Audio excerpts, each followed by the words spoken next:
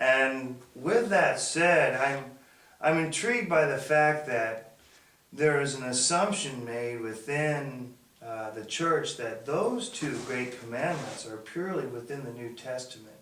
And both of those commandments are in the Old Testament. They're fully in the Old Testament. They're explicitly said in the Old Yeah. Testament as well.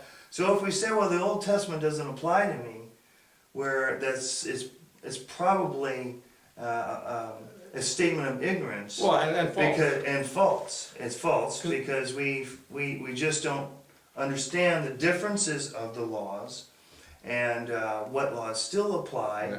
and still as a society that we benefit from. So yeah, that's interesting. And so when Christ says, people say, well, the Old Testament doesn't apply. Yes, it does, because Christ said, what? Not one jot or tittle of the law will pass. What law is he talking about? He's talking about the moral law, I think right? that makes sense. And more than that, not only is he talking about the moral law, he says it will be fully fulfilled. Why? Because he will pay for all the infractions himself. Right. He will fulfill the requirements of the moral law as well. Well, this is amazing stuff. We're running out of time here, but I'd like to hit just a couple more Sure. things. What is the liberation theology? I'm really intrigued of what you mentioned in your book about it. Well, the reason I mentioned the book, and let me explain why I mentioned my book. I mentioned the book because it is a heresy. Okay. And I didn't want people to think, anytime you talk about politics, you have to mention liberation theology because it is a heretical doctrine. And what liberation theology is that Christ came to free the oppressed politically, right? Now, and then it stops. So liberation theology, now we believe that Christ came to save the oppressed and everybody in every way, but not just politically, right? And a lot of the liberation theologists say, this is what we need to do. We need to take arms and destroy nations from within and bring down dictators from within, right? And so they will actually fund guns and ammo, and they usually end up being Marxists. This sounds, however, when you say it like this, it sounds like some of our foreign policy, which has led itself to spreading democracy in a way. Well, Because they call themselves, Yeah. think about liberating other countries, freedom, and for other countries. but remember, if a country wants to do that, they can decide they want to do it. I'm talking about churches doing it. Now, we can argue all day whether America should be involved in this war or the other war, and chances are they shouldn't be involved in some of the wars. But we can never argue that a church should be involved in supplying guns and ammo and converting a nation into Marxism. Right? If Okay. anything, liberation theology says that you're going to get rid of the dictator and you're going to provide the people with goods. Okay. Because part of it is to bring people out of their social oppression by equalizing the wealth, which takes us right back to socialism. Okay. So in the past, liberation theologists have been Marxists, and they've been socialists, and they have been violent, and many churches, like the World Council of Churches, have endorsed it and sometimes funded it. So what they do is it seems like that the avarice of man is cultivated within that theology. The greed of man, the need for goods and services And payback. and payback, and it sounds like it lends itself to revenge And, in an extreme, I suppose. But and our current president went to a church that preached the black version of it. okay, the liberation Black theology. liberation theology. Right. And the only difference is they believe it's the black people who should gain those at the expense of all the other races.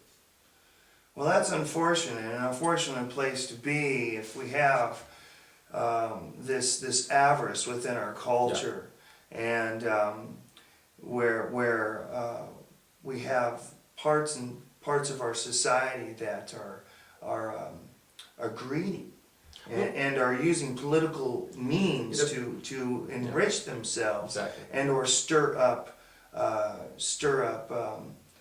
dissension and divisiveness within the culture. Yep. That's unfortunate. So it's a definite threat to our peace is that type of theology. So what biblical principles result in Americans? Let me revert to this question.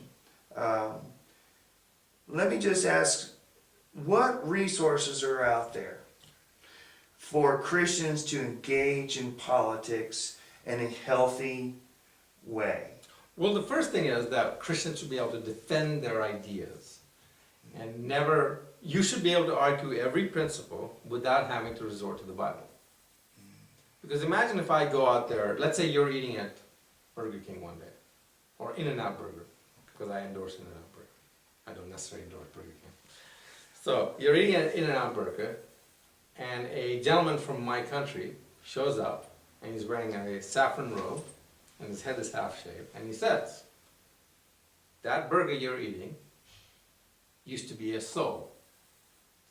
You have committed murder because the Bhagavad Gita says you have murdered this cow. Right. Now, how convinced are you going to be about that? Are you going to jump up, give that burger a nice, beautiful Hindu cremation, right? And then go back and order the salad? You're not No. going to be convinced. No. It's not going to happen. Because you don't hold any value in the Bhagavad Gita, right?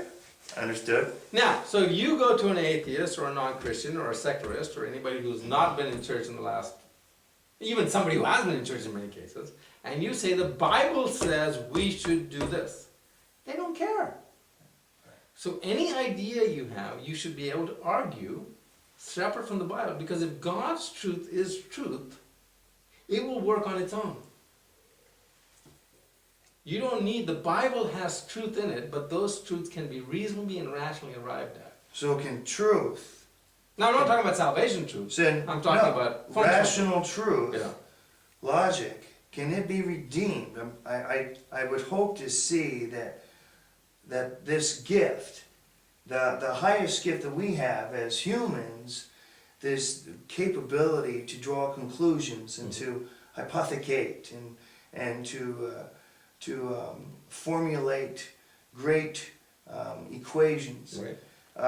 I would hope that is redeemable in our culture, because what you're saying right now, that is a revelation in itself, that that is the part of natural law that concurs, that Yes. agrees with the revelation, Yes. that God can be known through reason, through understanding, and through nature. Maybe not all the details, but certainly the big picture can. So when you go to somebody, and you say, well, we should care for our neighbors. Well, we can talk about the golden rule. But then we should go to the next step and say, well, you have inalienable rights. I think it's apparent to most people, that we have rights. But what's not apparent is where those rights come from. But if you can explain where those rights come from, now again, I'll say those rights came from God. I don't need to use the Bible to talk about God. Remember, God is not the purview of the Bible only. The God is something that we can arrive out of science too. And that's part of my ministry, the No Blind Faith, is that we can actually use science to prove that God has to exist.